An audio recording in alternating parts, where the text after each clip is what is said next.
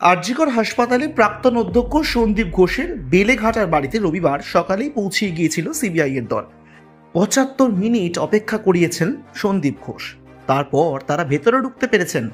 শনিবার সিবিআই এর CGO complex দফতরে হাজিরা দিয়েছিলেন সন্দীপ। রাতে বাড়ি ফিরেছিলেন প্রত্যেক দিনের মতন।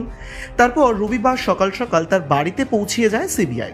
কলকাতা হাইকোর্টের নির্দেশে আরজিকরে মহিলা চিকিৎসক ধর্ষণ ও খুনের ঘটনার তদন্ত করছে সিবিআই। পাশাপাশি সেই হাসপাতালে আর্থিক অনিয়মের মামলার তদন্তভারও সিবিআই এর হাতেই দেওয়া হয়েছে আদালতের তরফে। দুটি মামলাতেই আপাতত কেন্দ্রীয় সংস্থার আতশ কাচের নিচে। আর এর মধ্যেই প্রশ্ন উঠছে যে কেন ৭৫ মিনিট দাঁড়াতে হলো সিবিআই আধিকারিকদের।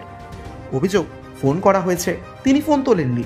দীর্ঘক্ষণ ধরে বেল বাজানো হয়েছে, তিনি বেলও শুনতে পাননি। কিন্তু বাড়িতে থাকলেও সন্দীপ ঘোষ কেন দীর্ঘ সময় দরজা খুললেন না? কেন বাইরে অপেক্ষা করতে হলো অফিসারদের? আর সেই প্রশ্ন এখন ক্রমশ জোরালো হচ্ছে।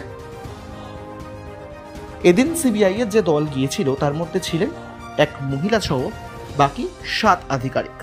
আর তার মধ্যেই তাদেরকে দীর্ঘ সময় বাড়ির বাইরে অপেক্ষা করতে হলো। আর এই নিয়ে এবার প্রশ্ন ঘুরপাক খাচ্ছে যে দীর্ঘ সময় বাড়িতে থাকলেও কেন দরজা খোলেননি সন্দীপ ঘোষ।